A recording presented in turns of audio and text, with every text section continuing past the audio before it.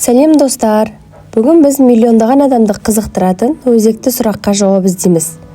Ақша табудың ең тиімді жолы қандай? Бұл видеода нақты жолдар, кеңестер, құралдар болады. Білім, тәжірибе, капитал болмаса да, осы 10 жолдың кемінде 2-3 сенің қолыңнан келеді. Алып кеттік, ендеше бастайық. Ең бірінші бізде фриланс. Фриланс деген не? Фриланс бұл белгілі бір компанияда ресми түрде жұмыс істемей, әртүрлі клиенттерге белгілі бір қызметті қашықтықтан ұсыну. Бұл дегеніміз еркіндік, өз уақытыңды өзің басқару және өз ісіңнің қожайыны болу. Мысалы, сен үйде отырып біреудің мәтінін өңдеп беруге, видеосын монтаждауға, логотип жасауға, сонымен қатар Instagram парақшасын жүргізуге тапсырыс аласың. Қандай салада фриланс жасауға болады? Фриланста негізі мүмкіндіктер шексіз. Соның ішіндегі ең танымалдары аударма ісі, ағылшын тілін, орыс тілі, түрік тілі деген секілді тілдерді аудару. Екінші графикалық дизайн, логотип, баннер, визитка, осының барлығын жасау. Келесі бізде видео монтаждау, яғни әлеуметтік желілер үшін TikTokқа, YouTube желісіне, Instagram желісіне, тағы басқа желілерге видео монтаж жасап беру. SMM, яғни әлеуметтік желілерді жүргізу. Бұл да қазіргі таңдағы ең ауқымды тақырыптардың бірі. Сонымен қатар дауыспен оқу, яғни диктор болу. Және де тағы бір веб-сайт жасау, яғни дайын шаблонмен де жасауға болады. Онлайн көмекші. Бұл хаттарға жауап беріп отыру, яғни қандай да бір кәсіптің, мысалы шаштараздың записқа жазылу үшін осындай адамдарды алып жатады. Хаттар сіздерге адамдар жазады, соларға жауап беріп отыру, бұл да фриланстың бір түрі болып табылады. Яғни бұл да үйден отырып жасауға болады. Фриланс арқылы қанша табуға болады? Фриланс арқылы бастапқыда 5.000 мен 10.000 теңгеге бір тапсырма үшін табуға болады. Тәжірибе артқан сайын бір жобадан 50.000, 100.000 немесе одан да жоғарғы табыс табуға болады. Мысалы, логотип жасау. Логотип жасау 10.000 мен 30.000 арасында табуға болады. 1 минуттық видео монтаж 5.000 мен 15.000 арасы. Егер монтаж күрделі болған сайын, сіздің табысыңыз да арта береді. Сонымен қатар сіздің опытыңызға да байланысты бұл жерде. Және де тағы бірі копирайтинг, яғни 1000 сөзге 3.000 мен 10.000 теңгенің арасында төлейді. Фрилансты қайдан бастауға болады? Фриланс табысты болу үшін мына платформаларды қолдануға болады. Fiverr.com ағылшынша фриланс жасау. Upwork.com ұзақ мерзімді жобалармен. Quark.ru яғни орысша оңай интерфейс жасайтын. Work, Zilla, Full.ru күнделікті тапсырмаларға. Сонымен қатар OLX, Instagram, Telegram, TikTok, жеке парақшаларда жарнама жасау арқылы клиент табуға болады. Қазіргі кезде тренд арқылы да көп адамдар табыс тауып жүр. Бұнда ескере кеткен жөн. Қалай бастауға болады, яғни осы фрилансты? Ең алдымен қай сала ұнайтынын нақты анықтап алу керек. Мысалы сізге SMM-шік болған ұнайма, немесе дизайн, немесе мәтін жазған ұнайды. Осы өзіңіздің салаңызда нақты анықтап аласыз. Екінші анықтап алғаннан кейін, бірінші анықтап алған кезде сізде не болу керек? Қызығушылық болу керек сол салаға байланысты. Сосын екінші тегін осы ізденген, мысалы SMM туралы айтайық, сіз SMM-ді бастайын деп жатырсыз. Қызығасыз SMM-ге. Келесі бізде екінші осы SMM туралы тегін онлайн курстар қарау. YouTube'да немесе басқа әлеуметтік желілерде көптеген адамдардың тегін курсын қарау. Бірден бара салып, сізде курс сатып алудың қажеті жоқ. Ол туралы бірінші бастапқыда ізденіп мағлұмат жинау керек. Үшінші, бізде кішкентай тапсырмалардан бастап портфолио жинауыңыз қажет. Мысалға, сіз SMM-сіз. Өзіңіздің Instagram желіңізді әдемілеп, SMM-шік екеніңізді жазып қойып, күнделікті сторис және посттар салып, қандай жұмыс істейсіз, сол туралы осы Instagramға жайлап жинай бересіз. Өзіңіз туралы деректерді, неге қызығатыныңыз және жұмысыңызды реттеп салып отырасыз. Келесі, бізде төртінші, бағасы арзан болса да алғашқы клиенттермен жұмыс істеу керек. Сіз мысалға қандай да бір адам сізге SMM-шік керек, маған айына 150 мың теңге төлеймін десе де, сіз соған барып жұмыс істеуіңіз қажет. Яғни өз тәжірибеңіз артып, опыт жинап алам дегенше. Келесі, әр тапсырманда осы жұмыс жасайсыз ғой, бір кісілерге бір айға осылай жұмыс жасадыңыз. Сосын олардан отзыв сұрайсыз, жақсы жұмыс деп. Қалай болды, менің жұмысым сізге ұнады ма деп. Сосын оны Instagram желіңізге отзывтар деп сақтап қоясыз. Яғни бұл болашақта сізді басқа адамдарға жылдам сатылу үшін ғой. Яғни өзіңіздің неңізді, біліміңізді сату үшін бұл өте қажетті. Отзыв деген. Осы отзывқа көп адамдар қазір қарайды ғой. Отзывы бар ма екен, бұл адам қалай істейді екен деген секілді. Келесі, өз ісіңді дамыту керек. Бір қызметтен агенттікке айналуға болады. Сіз жай ғана бір SMM бастапқыда бір жыл өзіңізбен өзіңіз SMM маманы болып жұмыс істейсіз. 1,5 жылдан кейін қасыңызға бір адам аласыз, сөйтіп бірнеше жылдың ішінде команда жинап алуға болады. Келесі, неліктен осы бізде фриланс тиімді? Себебі сіз үйден шықпай жұмыс істейсіз. Уақытыңыз өз қолыңызда. Уақытыңызды өзіңіз жоспарлап отырасыз. Мысалы, таңертең ерте тұрып, осы жұмысымды бітірем, SMM-ді бітірем, келесі осындай деп өз уақытыңызды өзіңіз жоспарлай аласыз. Бастау үшін жаңағы айтқанымдай, ешқандай қаражат қажет емес, тек білім мен интернет керек. Және дұрыс пайдалана білу керек. Сонымен қатар, тәжірибе артқанда табыс тұрақты болады. Бұл белгілі нәрсе. Жаңа адамдармен байланыс орнатасыз. Келесі, бізде оқу орнымен немесе басқа жұмыспен қатар алып жүруге болады. Егер сіз өзіңіздің жеке жұмысыңыз болса, онымен қатарда шынымен алып жүруге болады. Фриланстың бізге берер мүмкіндіктері осындай, шексіз мүмкіндігі бар. Фрилансты алғашқысы ең бірінші бұны бастап кету қиын болады.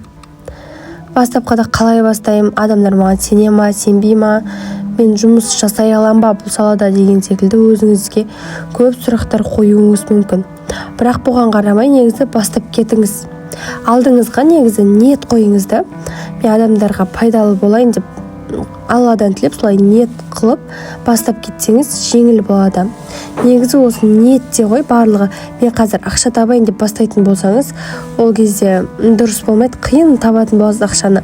Ал егер сіз былай ниет қойып бастасаңыз, мысалға, мен жаңағындай адамдарға пайдалы болып, өзім табыс тауып жүрейін деп, сол кезде сіз жақсы табыс тауып, қаражатыңыз да өседі, бір жағынан пайдалы боласыз, бір жағынан біліміңіз де артады.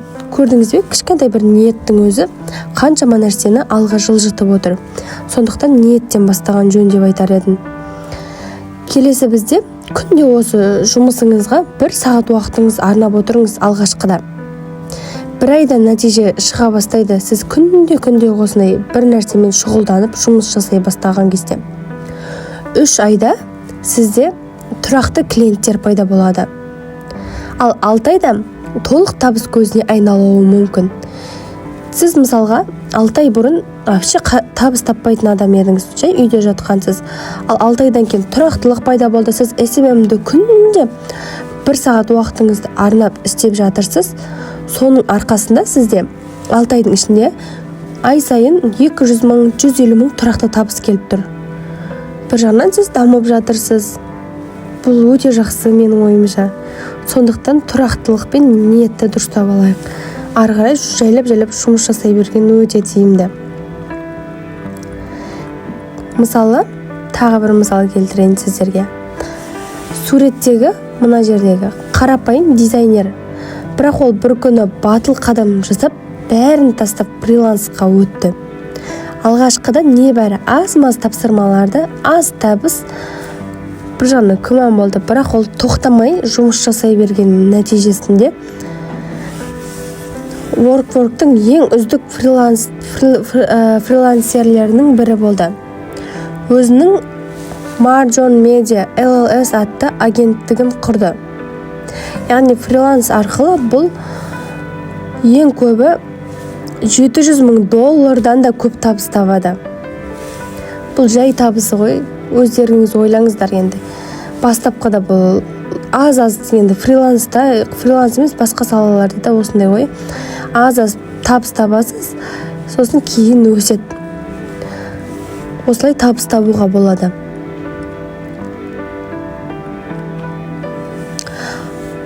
Ал жалпы бизнес табысы негізі жаңағы Марлан деген кісінің $2 миллион дейін жетеді екен. Марган деген ғой. Марган туралы ең әсерлі нәрсе ол тек өзі байып қоймай, өз тәжірибесін ашып, бөлісіп, Upwork'те қалай табыс табуға болатынын үйретті.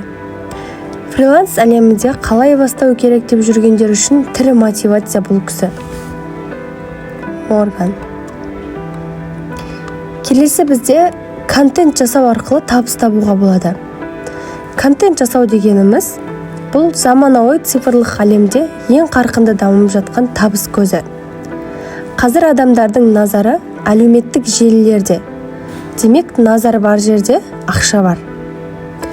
Көп адам ойлайды, контент жасау үшін танымал болу керек. Камерам жоқ, студиям жоқ. Бұл қате түсінік. Көптеген танымал контент жасаушылар қарапайым смартфонмен тіпті ауылдық жерде де жүріп табыс тауып жүр. Контент жасаудың түрлері көп. YouTube'да видеолардағы ең танымал формат оқыту, саяхат жолу, мотивация, әзіл. Ал TikTok және Instagram'да Reels'қа қысқа қызықты видеоларды салу арқылы танымал болуға болады. Сонымен қатар подкасттар, әңгіме, кеңес беру, сұхбат жазу арқылы табыс табу. Біз енді контент жасап табыс табу деп айтып жатырмыз ғой. Келесі біз осындай нәрсеге тоқталайық. Қандай тақырыпта контент жасауға болады? Контенттің өзекті болуына 3 шарты бар. Адамдар іздейтін нәрсе болуы керек.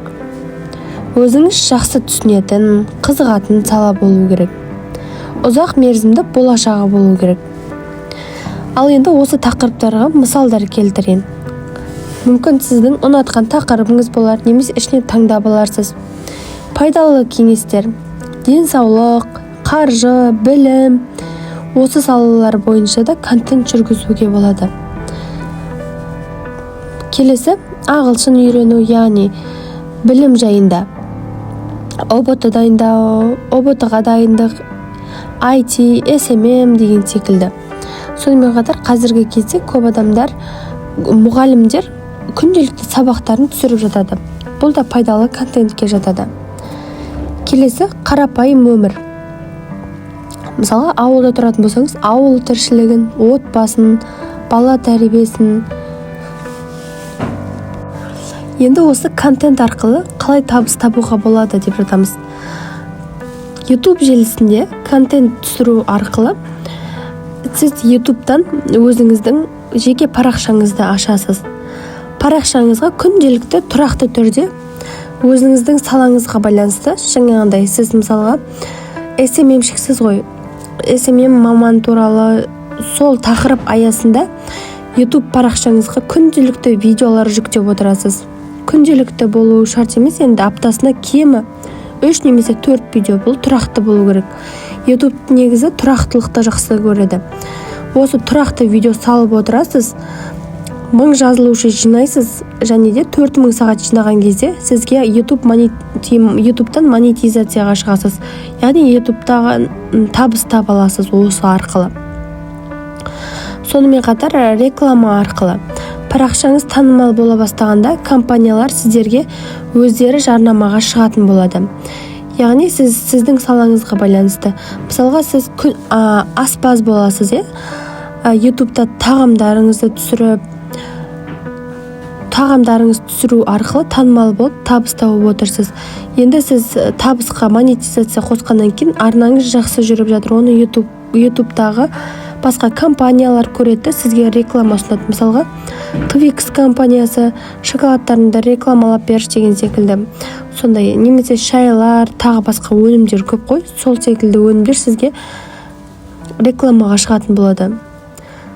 Келесі серіктестік, яғни бір өнімді ұсынғаныңыз үшін процентін алып отыратын боласыз.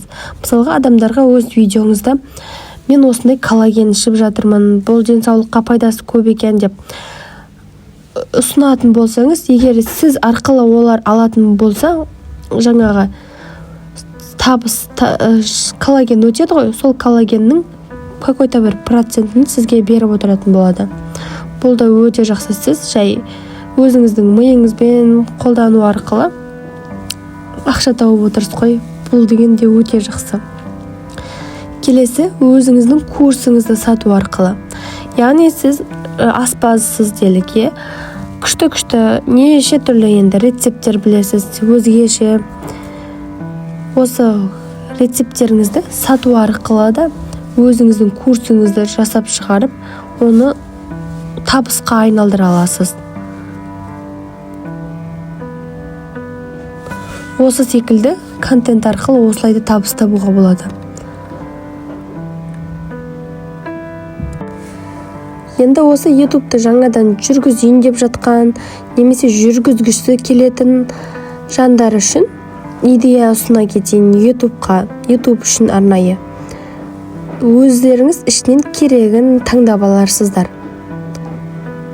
Бірінші, ер азаматтар үшін апта жаңалықтар, апта жөндеу орталықтары, яғни сіз машинаға қатты қызығасыз, автокөліктерге.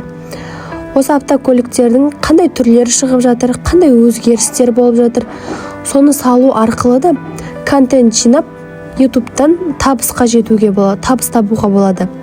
Келесі, сіз автомобиль жөндейтін орталықта жұмыс жасайсыз. Осы жерде автомобильді қалай жөндеу керек, қай жері бұзылғанда қайсысын басу керек деген секілді. Осындай тақырып аясында видео түсірсеңіз, бұл да өтімді болады.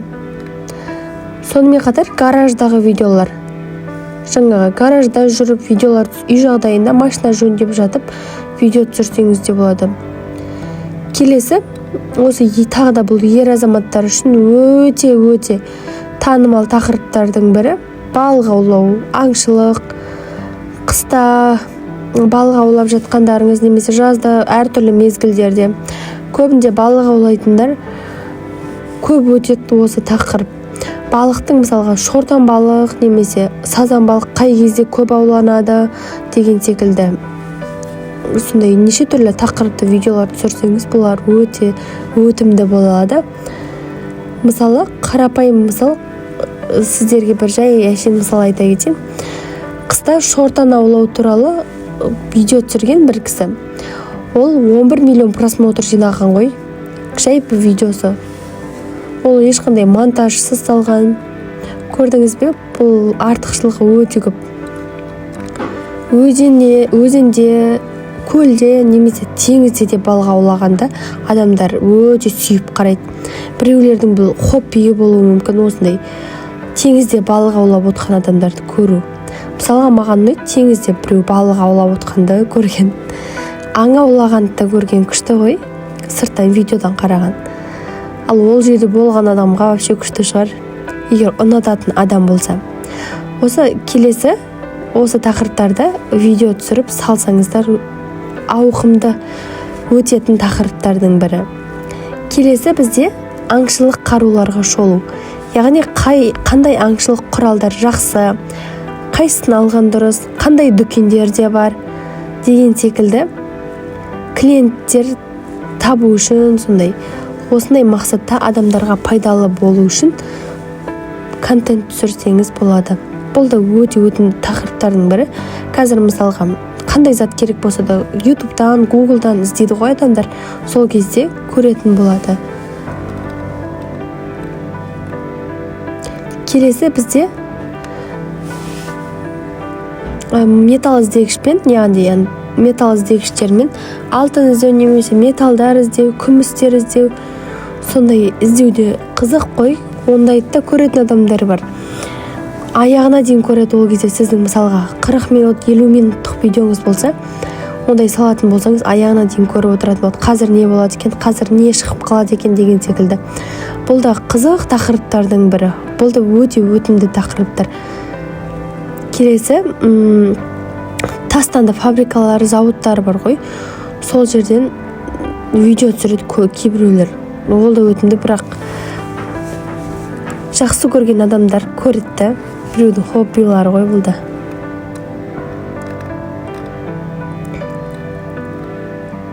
Келесі бізде тағы да бір тақырыптардың бірі құрылыс саласында. Яғни үйге ремонт жасап жатыр, осы салаға байланысты. Көптеген сала ғой бұл жерде. Мысалға үйдің ішіне обой қалай жабыстыру керек, полды қалай дұрыс орналастыру керек, үйдің дизайнын қалай құру керек, әрқайсыны жеке-жеке ашып қоюға болады. Яғни үйді безендіруге және қала маңындағы құрылысқа немесе дача құрылысына, сонымен қатар дизайнерлік ремонт, бұның барлығына жеке-жеке канал ашып жүргізу өте қызықты болады. Бұл да мысалға көріп отырасыз ғой, бір пустой үйді алады, яғни черновой үйді. Қазір біз осыны до и после қыламыз деп шығарасыз, сосын жасайсыз видео немен жаңағындай. Мына жерге мынандай қоямыз, обойдың түсі ақ болады, бізде люстрамыз қоңыр болады деген секілді. Соның барлығын құрастырып шығаратын болсаңыз, бұл да өте өтімді тақырыптардың бірі. Қазіргі кезде ремонт жасайтын адамдар өте көп, сондықтан бұны да көп көреді адамдар. Сонымен қатар көбісі және де мысалы ремонт қазір қымбат қой жасау. Үй жағдайында ремонт жасау арзан бағада, қандай материалдарды қай жақтан аламыз деген секілді тақырыптарды түсірсеңіз де, бұл да өте өтімді тақырыптардың бірі болады. Бұлай да түсірсеңіздер болады. Және қай магазинде қандай заттар арзан, қандай красканы алған дұрыс, мына краска ең жақсы, мына краска самопал деген секілді. Оны да айтып түсіндіріп отырсаңыз, адамдарға пайдалы болу мақсатында сізге табыс түсіп отырады. Келесі бізде гаджеттер мен компьютерлер. Яғни қазіргі кезде көп кездесетін бұл да жағдай. Мысалға ноутбукқа қалай нені қосамыз, жаңағындай скриншот жасаймыз, клавиатурасындағы цифрларды қалай басамыз деген секілді. Сондай әртүрлі сұрақтармен көп адамдар іздейді, оны да шығарып қойсаңыз болады. Яғни бұл жерде де көптеген плюстары бар.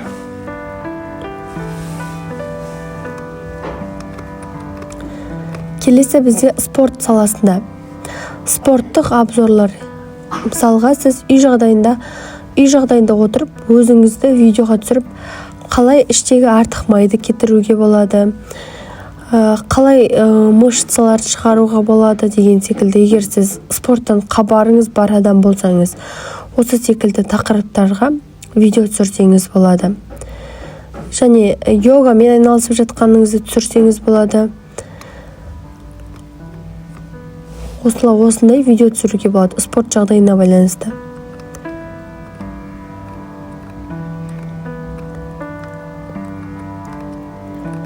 Келесі бізде сән және сұлулық, яғни beauty blog дейді ғой. Бұл жерде макияжды үйретесіз, яғни beauty blogды. Қалай бояну керек, қалай қасты дұрыс бояу керек, осының барлығын үйретесіз beauty blogда. Келесі тағы бір ниша, шаш қию, шаш үлгілерін жасау. Бұл блог жүргізу үшін кәсіби шаштараз болудың қажеті жоқ. Бұл нишада неше түрлі шаш үлгілерін жасау арқылы өру немесе бу деген сияқты өзіңіздің өнеріңізді көрсетіп табыс таба аласыз. Келесі шопинг жасау арқылы, яғни киім, аяқ киім, косметика, қызға қажеттінің барлығын таңдайтын тематикадағы канал жүргізуге болады. Яғни мына киім ақ түс пен қара түс күшті үйлеседі, ақ түс пен сары түсті үйлестірсеңіз керемет деген секілді тақырыпты таңдап алсаңыз болады.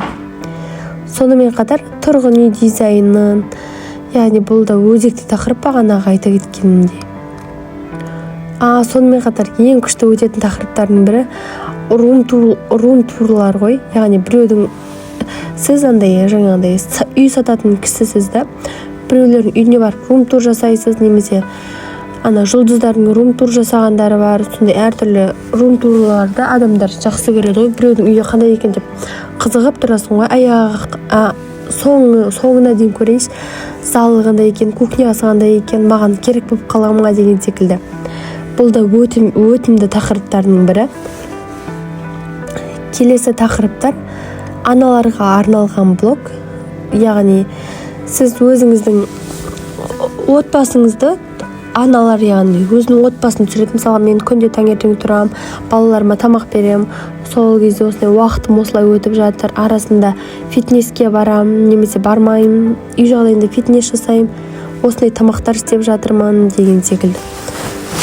Солай да жасауға болады. Бұл да өте өтімді тақырыптардың бірі.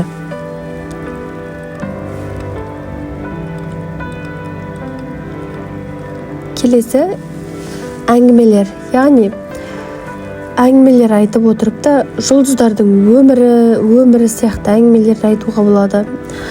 Осылай жұлдыздар осылай жасап жатыр екен.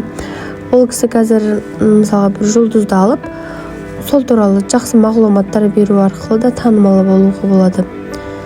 Және басқа да әңгімелер айтуға болады. Мысалға, бөлме өсімдіктері мен бау-бақша туралы, егер сіз осы тақырыпқа қызығатын болсаңыз.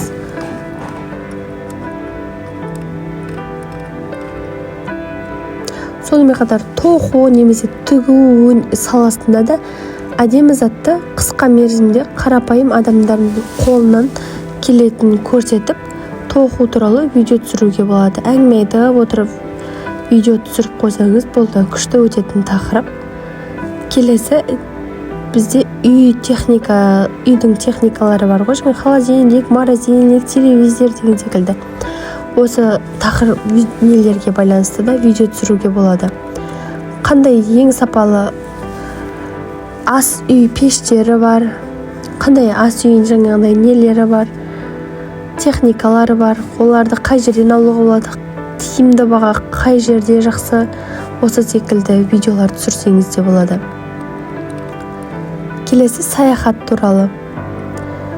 Қай жерде саяхаттаған жақсы, оны да ютубтан іздейміз ғой негізі. Қай жерде саяхаттаған жақсы, мысалға Стамбулдың ең әдемі жерлері қалай, ол жерге қалай баруға болады деп іздеп жазып тауып алуға болады. Бұл да жақсы нишалардың бірі.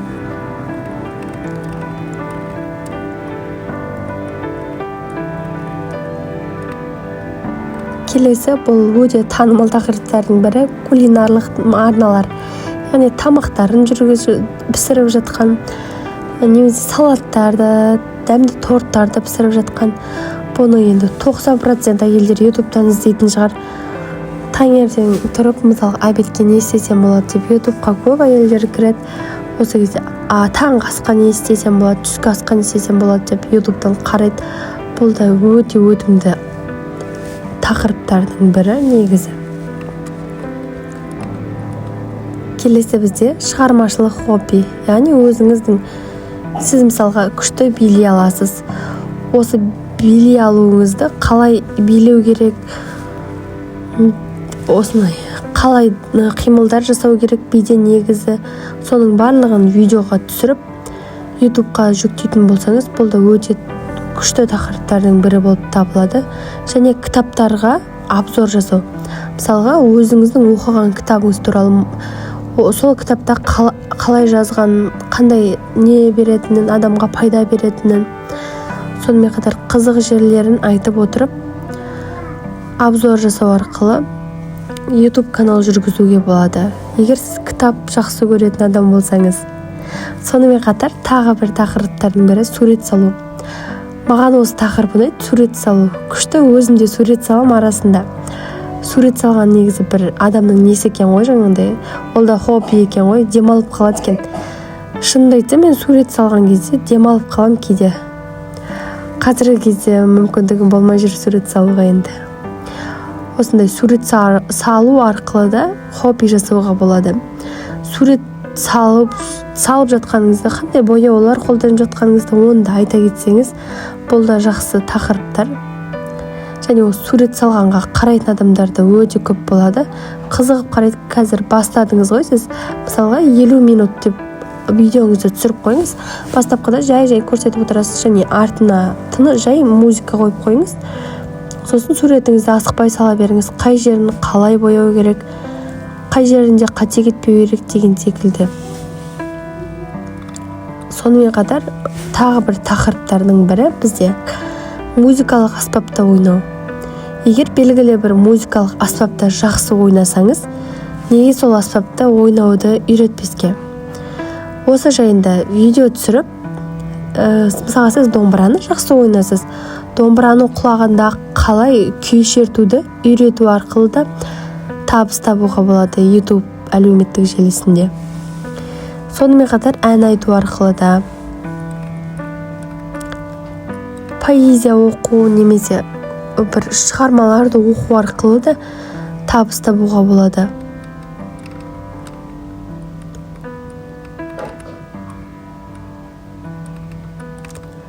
Осы тақырыптарда YouTube'да осындай тақырыптарда жүргізсеңіз болады, немесе өзіңіздің басқа қандай қызығатын салаңыз бар, сол арқылы адамдарға пайдалы болу мақсатында жүргізіп, және міндетті түрде тұрақты болсаңыз YouTube'да, сіз табысқа міндетті түрде шығатын боласыз. Осы контент жасаудағы басты ереже тұрақтылық пен шыдамдылық. Контент жасау арқылы бір күнде байып кету емес мәселе. Бірақ 6 ай немесе 1 жыл ішінде дұрыс бағытпен тұрақты жұмыс істесеңіз, бұл өз өміріңізді өзгертіп, табыс көзіне айналатын болады. Яғни әрдайым тұрақты болуды талап етеді. Бізге не қажет болады? Смартфон немесе ноутбук қажет болады. Сонымен қатар интернет керек. Жоспар мен идея да керек болады. Ең бастысы сізде осы контент жасауға деген ниет керек. Ең бірінші осындай ниетіңіз, алға қарай құлшынысыңыз болу керек.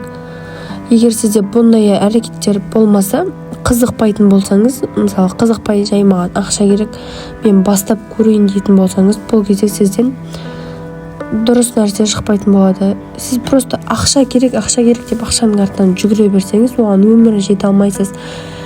Одан да өзіңізді дамыту арқылы бастапқыда жай табыс табасыз. Өзіңізді мысалға контент жасау арқылы сіз мысалға күшті SMM маманы боласыз дедік қой жаңа. SMM маманы болу арқылы бастапқыда сізді көп адам тани бермейді. Сіз тұрақты жұмыс істейсіз, келіп 6 айдың ішінде тұрақты 200-250 мың табыс тауып отырсыз. Бұл кезде сізді жақындарыңыз білет, туыстарыңыз білет, және көп адам емес, енді страницаңызда, мысалға Instagram парақшаңызда 2000 немесе 2000-ға жуық оқырманыңыз бар дедік. Сол адамдар ғана біледі. Сіз тұрақты тағы да жүргізесіз. 1 жыл бойы тұрақты жүргізгеннен кейін сіздің оқырмандар саныңыз 10 мыңға немесе 40 мыңға өсетін болады. Бұл жерде сізге не керек болады?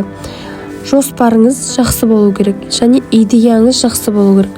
Қазір мысалға адамдардың барлығы көп адамдар кішкентай балалардың өз телефонға қарайды ғой. Осы телефонға көбісі TikTokқа кіреді, Instagramға кіреді, не болып жатыр екен, бір-біріне жібереді әр нәрселерді отырып алып. Сіз соның ішінде жаңағындай телефоныңыздың ішінде телефон өстіп қолыңызбен көріп отыратын адам емес, телефонға өзіңіздің біліміңізді салып, идеяңызды сататын адам болу керексіз ғой. сізге табыс өзімен өзі келіп отыратын жаңағы адамдардың арқасында. Көрдіңіз бе, қазір негізі идеяның сатудың заманы. Сол үшін өзіңіз идеяңыз құрып, жоспармен нақты бір идея құрып, нақты осындай нәрсеге жетемін. Мысалға, мен бір жылдың ішінде 2 миллион табысқа жетемін. Бір айлық табысым 2 миллион болады. Мен бір автокөлік аламын деген секілді. Мысалы дейік, бұл осындай алдыңызға нақты мақсат қоясыз, және менің оқырмандар саным осындай болады. Осындай деген курс ашамын.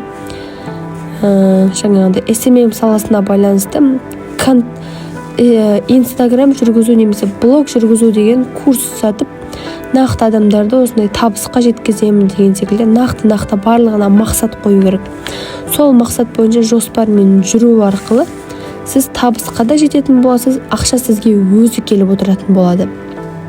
Бұл жерде сіз өзіңізге өзіңіз жұмыс істейсіз, ешкімге жалынбайсыз. Мысалға, жаңағындай өкіметтің жұмысы деп жатады ғой. Ол барасыз, шаршайсыз ғой ол жақтан. Таңертең ерте барасыз, кешке қайтадан келесіз. Былай қарасаңыз, өзіңізге дамитын уақытыңыз жоқ. Бір дамайын десеңіз, элементарный бір кітап оқиын десеңіз, шаршап келесіз жұмыстан. Одан үйдің шаруасы бар. Әйел болсаңыз, үйге келіп бала-шағаға қарайсыз, тамақ жасайсыз.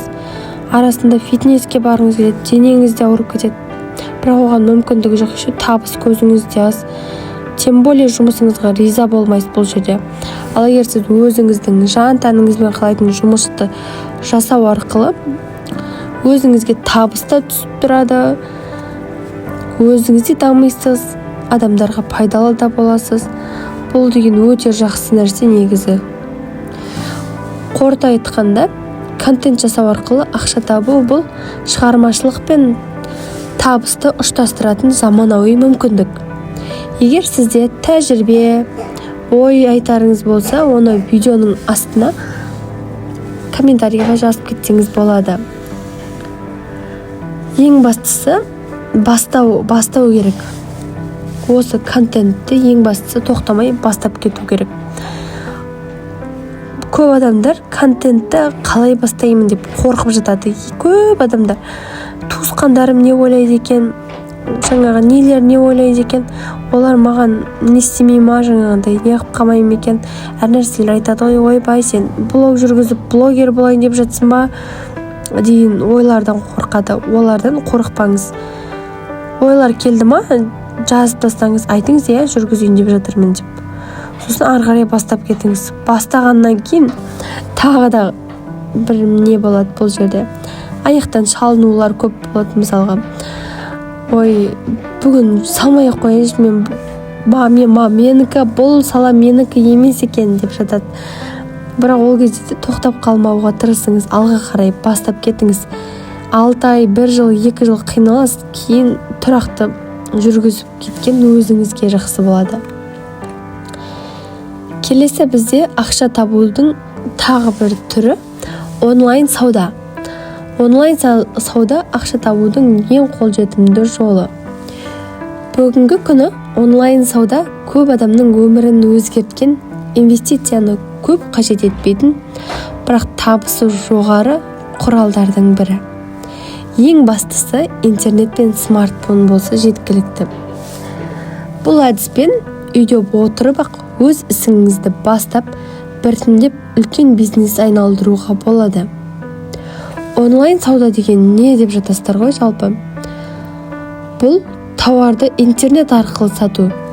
Яғни физикалық тауар болуы мүмкін, киім, техника, косметика, немесе цифрлық өнім, тағы басқа көптеген айтпақшы курстарды да сатуға болады, электронды кітапты да сатуға болады, жазылымдарды да сатуға болады. Жеткізу курьер немесе почта арқылы жүзеге асатын болады. Бастапқыда өз үйіңде отырып-ақ сатуды бастауға болады. Онлайн сауданың артықшылығы кең аудитория, дүкен ашу үшін бір қаланың ішінде шектеліп қалмайсыз. Қазақстан кез келген нүктесінен немесе шетелге де сата алатын боласыз. Қаражат аз жұмсалады. Офлайн дүкен ашқаннан гөрі аренда, жөндеу жөндеу, жұмысшы жалдау деген жоқ. Автоматтандыруға мүмкіндігі көп, процесс автоматты түрде жүретін болады.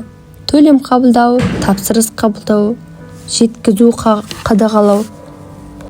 Онлайн сауданың тағы бір артықшылығы күні-түні жұмыс істейтін болады. Сіз ұйықтап жатқанда да сайттан тапсырыс қабылданып, ақша түсіп жатады. Қандай платформаларда осы онлайн сауда жасауға болады деп жатады ғой. Осы туралы айта кетейін. Ең бірінші, барлығыңызға белгілі Каспий приложениесі арқылы, яғни Каспий арқылы. Қазақстандағы бұл ең танымал маркетплейс қой. Каспийдегі сатушылардың кейбірі айына 1 мен 5 миллион теңге аралығында табыс табады екен. Тауарды өзіңіз қоймада сақтап, жеткізуді Каспийге тапсыруға да болады. Бұл жерде Каспийде мысалға сіз қолыңызда жоқ товар бар ғой, мысалға қолыңызда любой бір товар жоқ, бірақ оны алдын ала алып кеп берем деп бір апта немесе 2 аптаға қоюға болады. Бұл жерде сіз дайын товарды алып кеп қоймайсыз да, дайын товарыңызды ол өтіп тұрады. Онымен қоса жоқ товарыңызды сайтқа, жаңа Каспийға салып қоя аласыз. Ондай мүмкіндігі де бар Каспийдің қазір. Сосын жаңағы товар 2 аптада келеді дейсіз, 2 аптада товарды алдыртасыз да алып кеп бересіз. Бұл да жақсы. Келесі Озон, Wildberries, яғни Ресей нарығына шығамын десеңіз, бұл платформалар жақсы мүмкіндік береді. Сонымен қатар Instagram, TikTok арқылы сату да бар қазір. TikTok арқылы сату қазір өздеріңіз көріп жүргендей, үйде немесе жаңағындай магазинде отырып ақ сауда жасауға болады. TikTok әлеуметтік желіңізді ашасыз, ішінен стримға кіріп, көрсетесіз киімдеріңізді қандай размерде бар, қай өлшемде бар, және жеткізу қызметі бұл жерде почтамен немесе егер қалаңыздың ішінде болса, алатын адамыңыз, ол кезде де сата беретін боласыз. Сонымен қатар қазір TikTokқа да күні-түні кіреді ғой адамдар стримға. Бір қарасың, түнде 3-4-де отыра береді. Бұл жерде де өте жақсы сату, TikTokта сату деген. Келесі сатудың тағы бір жолы OLX, Калюса, Криша, ескі заттармен де жұмыс жасауға болады бұл жерде. Ескі заттармен жұмыс жасаған қолайлы. Қандай тауарлар жақсы сатылатын негізі? Қазір әйелдер мен балалар киімі көп өтетін негізі бар ғой. Балалар киімін көп алады, балалар себебі мысалы 6 айлық балаға киім алсаң, ол 1-2 айдан кейін симай алады, қайтадан киім алуға тура келеді. Бір жасар балаға киім алсаң, қайтадан ол өскенде тағы киім алуға тура келеді. Әйелдерді айтпасақ та белгілі, әйелдердің талғамы әртүрлі ғой. Оларға бір киген киім келесі неде ұнамай қалады, сондықтан көп алады киімді. Косметикада көп өтетін тауарлар бұл. Сонымен қатар бет күтім құралдары, бұл да әйелдер үшін өте маңызды. Косметика деген сол үшін бұл өте қатты өтеді. Каспийда да, басқа әлеуметтік желілер, басқа желілерде де. Ұялы телефондар мен аксессуарлар. Және де жеңіл техникалар, блендерлар, үтіктер, шаш кептіргіштер, басқа да өнімдер. Қолөнер бұйымдары да жақсы өтіп жатыр қазір. Бұлар жақсы бағаланады. Себебі қолөнер деген, яғни қолдан шыққан барлығы сол үшін өте танымал өнерлер. Сонымен қатар ұлттық нақыштағы сувенирлер шетелге сату үшін таптырмас сувенир құралы бұл. Сонымен қатар электронды тауарлар, яғни PDF форматтағы видеокурстар, шаблондар, басқа да неше түрлі уроктар жақсы өтеді. Қалай бастау керек? Осыны қалай бастау керек? Онлайн сауданы қалай бастау керек? Сұраныс бар тауарды таңдайсыз. Жай ұнайды деп емес, адамдар көп алатын тауар болу керек. Маркетплейс рейтингін қарап, трендтегі заттарымды зерттеуіңіз қажет. жеткізуші табасыз, немесе өзіңіз жасаңыз. Егер сіз өндіруші емессіз, онда тауарды көтерме бағамен алатын сенімді жеткізуші табуыңыз қажет болады. Онлайн витрина жасайсыз. Мысалы, Instagram бет үшін Каспидегі мысалға дүкен немесе өз сайтыңыз болу керек.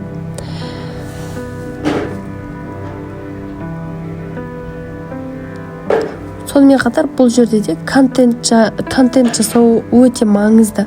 Мысалы, өзіңіздің қандай да бір өніміңіз бар ғой, жаңағындай. Соның фотосын, видеосын қысқаша түсіріп, фотоға, видеоға түсіріп, сол зат туралы пікір жазасыз.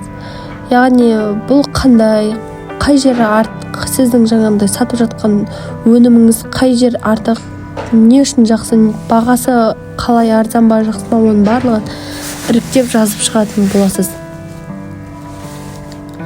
Тапсырысты өңдейтін боласыз. Келесі бізде реклама жасаңыз. TikTokқа, Instagramға немесе басқа да желілерге реклама жасау арқылы да табысыңыз көтеруге мүмкіндігіңіз жоғары болады. Енді осы онлайн саудадан қанша табыс табуға болады? Негізі онлайн саудадан барлығы сіздің еңбекқорлығыңызға байланысты болады. Мысалға, бір тауардан күніне 3-5 тапсырыс алып, әрқайсысын 2000 теңгеге таза пайда көрсеңіз, айына 180 мың мен 300 мыңның арасында табуға болады. Ал ассортимент көбейген сайын табыс та көбейе береді.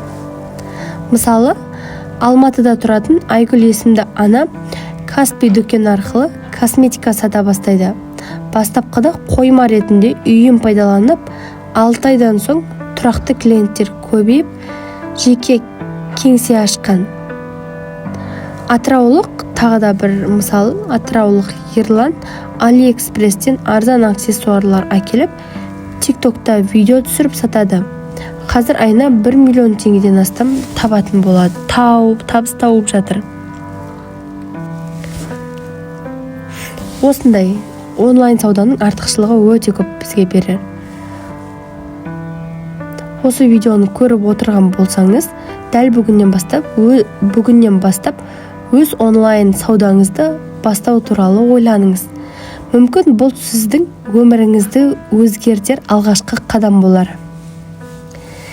Келесі инфопродукты сату. Яғни бұл жерде біліммен ақша табудың заманауи жолы. Бүгінгі таңда интернет арқылы ақша табудың ең танымал және ең тиімді жолдарының бірі инфопродукт сату. Бұл салада табыс табатындар өз білімімен бөлісіп, соны цифрлық өнімге айналдырады. Яғни қолыңызда нақты дағдыңыз немесе біліміңіз болса, соны инфопродукты етіп сату арқылы тұрақты табыс көзіне айналдыра аласыз.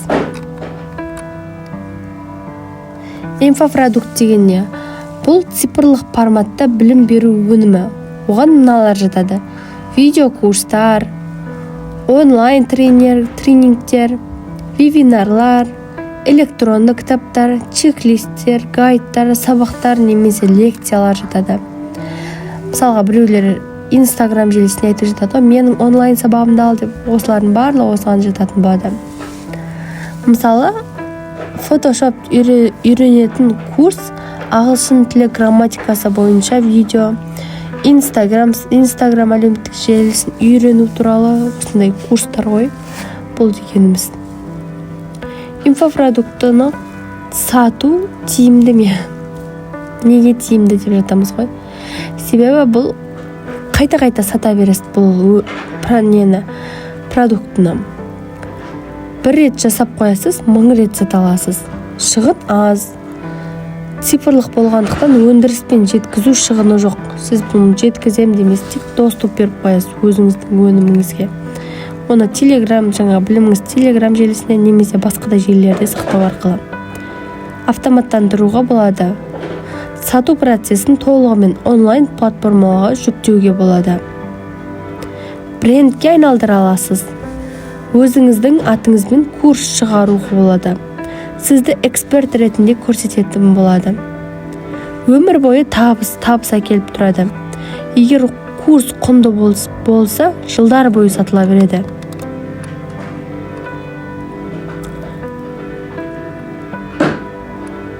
Бұл жерде енді қандай білімдерді инфопродукт етіп сатуға болады деп жатамыз ғой.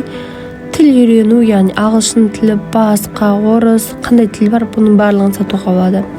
IT мамандарын, дизайн, яғни Photoshop, Canva, басқа да осындай желілерді сатуға болады. Сонымен қатар SMM, TikTok, Instagram арқылы сатуды да, онлайн сауда жүргізуді де сатуға болады. Видео монтаждау, балалармен жұмыс, дұрыс тамақтану, ұбт-ға дайындалу, осылардың барлығын сатуға болады. Енді бұл саланы қалай бастауға болады деп жатамыз. Өзіңізге ұнайтын, мысалға сіз жаңағы тіл білесіз, орыс тілін білесіз, осыны ұзақ бір тақырыпқа жинайсыз, бастан аяқ қалай үйрену керек екенін толық бір жинап шығасыз. Жинап шыққаннан кейін қай желіде сатқыңыз келеді, өзіңіздің өніміңізді, осы орыс тілі курсын Instagram желісінде сатқыңыз келсе, өзің Instagram парақшасын ашасыз, ол жерді дұрыстап қоясыз. Мен осындай адаммын, мен орыс тілі курсын сатамын деп рекламалар шығарасыз әр жерге. Сөйтіп курсыңызды жайлап сататын боласыз. Келесі бізде жасанды интеллектпен табыс табуға да болады. Бүгінгі таңда жасанды интеллект тек ғылым мен технологияның жетістігі ғана емес, ол табыс көзіне айналған қуатты құрал. Көптеген адамдар жасанды интеллектіні дұрыс қолдана отырып, өз ісін бастап, табысын еселеп жатыр. Бұл бөлімде біз жасанды интеллект арқылы қалай ақша табуға болатынын нақты бағыттар мен құралдарды айтатын боламыз. Яғни көп адамдар қазір жасанды интеллект дегенді біледі, бірақ қалай жұмыс жасау керек екенін білмейді.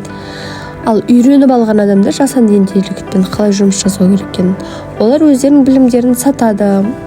Осылай жасасаң, осындай видео шығады, қандай сайттар қолдану керек ол үшін, оның барлығын үйреніп курс сатуға да болады. Жасанды интеллект негізі не істей алады? Жасанды интеллект барлығын жасай алады.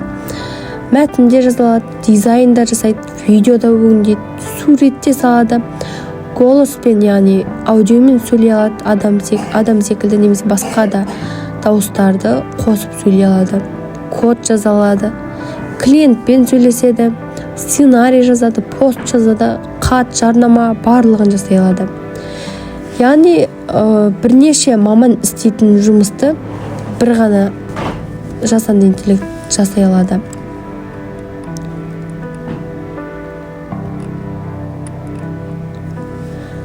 Жасанды интеллектпен ақша табудың 7 тиімді жолы бар. Біріншісі контент жасау арқылы. Жасанды интеллекттің көмегімен Instagram, TikTok, YouTube үшін посттар, видео идеялар, рилстар мәтінін сценарийге жазуға болады. Мысалы, ChatGPT-ге TikTok үшін 10 мотивациялық видео деп жазсаңыз, дайын контент аласыз. Екінші, дизайн жасау. Midjourney, Canva деген сайттар арқылы да жасауға болады. Midjourney немесе басқа жасанды интеллект арқылы ерекше сапалы видеолар жасауға болады. Бұл футболкаға дизайн, логотип, посттар, обложка үшін таптырмас құрал. Келесі бізде үшінші видео жасайтын Fiverr, Pictory деген басқа да әлеуметтер, жасанды интеллекттер жасайтын болады видеоны монтаждап.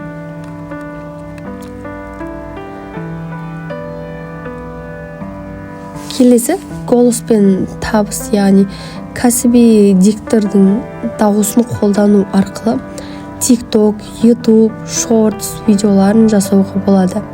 Тіпті кейбір фрилансер аудио кітап оқып беру немесе дауыспен дубляж жасау қызметтерін сатады осындай жасанды интеллект арқылы.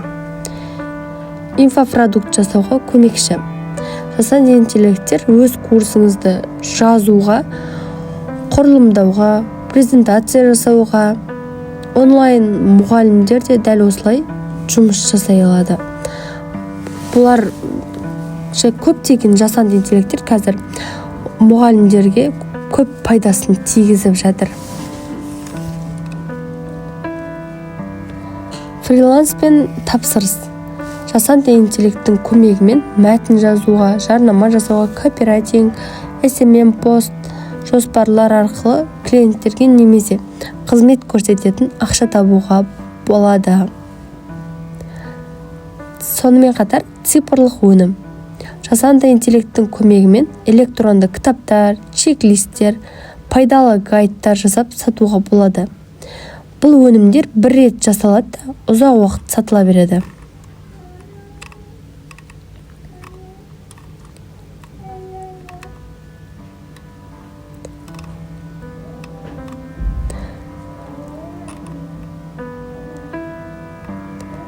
Енді осы бізде жасанды интеллекттің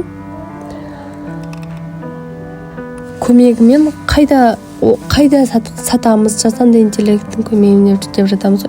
Бұнда тоже Instagram желісінде, YouTube желісінде, TikTok желісінде сатуға болады. Өзіңіздің курсыңызды дайындап алып. Келесі бізде телефон арқылы ақша табу. Телефонмен ақша табу дегеніміз, егер сіз Instagram жүргізетін болсаңыз, немесе басқа да әлеуметтік желілер жүргізу арқылы да табыс табуға болады.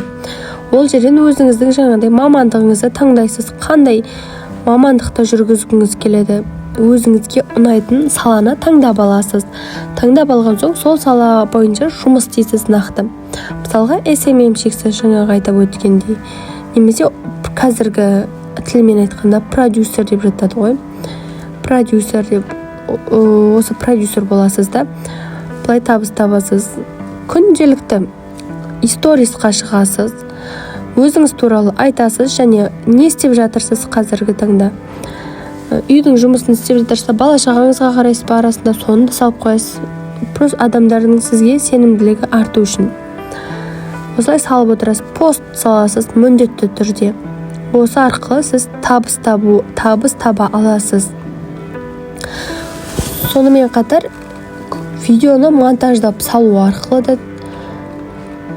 видеоны дұрыс монтаждау арқылы табыс табуға да болады. Енді табыс табудың тағы бір түрі арбитраж, таргетинг арқылы да ақша табуға болады. Бұл дегеніміз не? Ақшаны ақшаға жұмсату өнері. Бұл дегеніміз қарапайым тілмен айтқанда арзан жерден сатып алып қымбатқа сату. Тек тауар емес, тарифті, яғни аудиторияны сату. Мысалы, Wildberries-тағы тауарларды жарнамалап сатасың. Біріншісі, бір адам сатып алса, сен комиссия аласың. Мысалы, көп қолданылатын платформалар бұл жерде Каспи, Wildberries, Озон, тағы басқа желілер. Таргетинг дегеніміз Instagram, Facebook, TikTok, басқа да әлеуметтік желілерде жарнама жасау. Кез келген бизнестің тауарын не қызметін нақты аудиторияға көрсетесіз. Мысалы, шаштараз тек сол ауданынан әйелдерінен жарнама көрсету арқылы тауар тек қызығушылығы бар адамдарға ғана ұсыну арқылы да сіз не істейсіз бұл жерде? Клиенттің жарнамасын жүргізіп, нәтижесіне қарай ақы аласыз. Табысы 50 мың мен 500 мың немесе одан да жоғары болуы мүмкін. Неге бұл бағыт танымал? Себебі сіз үйден шықпай-ақ істей беруге болады. Бастапқыда 20 мың мен 30 мыңның арасында табыс табуға болады. Нәтижесі 1-2 аптада көретін боласыз.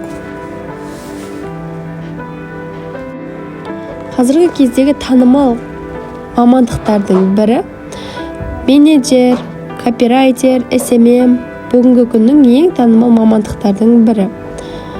Осы мамандарға негізі сұранысқа ие мамандар бұлар. Яғни бірінші алатын болсақ, менеджер деген кім? Бұл кімге керек? Қандай қызмет атқарады? Менеджер деген кез келген онлайн кәсіпкерге көмекші керек. Бұл менеджердің атқаратын қызметі клиенттерге жазу, яғни тапсырыс қабылдау, құжаттар жүргізу, ұйымдастыру, осының барлығына менеджер жауап береді. Мысалы, Instagram арқылы тапсырыс қабылдайтын дүкенге чат менеджер керек. Сен жазған әр клиент үшін бонус аласың. Табысы айына 100 мың мен 300 мыңның арасында болады. Немесе 300 мыңнан жоғарыда болуы мүмкін. Копирайтер дегеніміз кімге керек? Сайтқа, жарнамаға, посттарға мәтін жазатын адам бұл дегеніміз. Міндеті қысқа, сенімді, сататын мәтін жазу. Қазақша, орысша, ағылшынша қай тілді білесің, соларға қызмет ұсына аласың. Табысы бір пост үшін 2000 мен 10 мың теңгенің аралығында болады. Айына 200 мың теңгеден жоғары табыс табуға болады. Және де SMM маманы. SMM маманы кімге керек? Instagram, TikTok сияқты желілерді жүргізетін адам. Міндеті контент жоспарлау, пост салу, сторис жасау, статистиканы қадағалау болып табылады. Табысы айына бір аккаунтты 100 мың теңгеден бастап, көп аккаунт салған сайын табыс өсетін болады. Неге осы бағыттар? Себебі үйде отырып істеуге болады. Білімін онлайн тегін меңгеруге болады. Сұраныс жылдан жылға артып жатыр. Жазуды, сөйлесуді, әлеуметтік желі қолдануды білесің. Бұл мамандықтар сен үшін нақты табыс көзі. Бастысы үйреніп, тәжірибе жинау. Келесі бізде инвестиция және пассив табыс. Ақшаң өзің үшін жұмыс істесін. Көп ақша табудың ең жоғарғы сатысы пассив табыс. Бұл сен ұйықтап жатсаң да, демалып жүрсең де ақша келіп тұратын табыс көзі. Ең тиімді жолы инвестиция. Қор нарығына инвестиция салу керек. Мысалы, Каспи, Apple, Tesla сияқты компаниялардың акциясын сатып аласың. Олар табыс тапқан сайын дивиденд түседі. Немесе акция қымбаттап пайдаға сатуға болады. Бастау үшін 10 мың теңге мен 20 мың теңгенің арасы керек.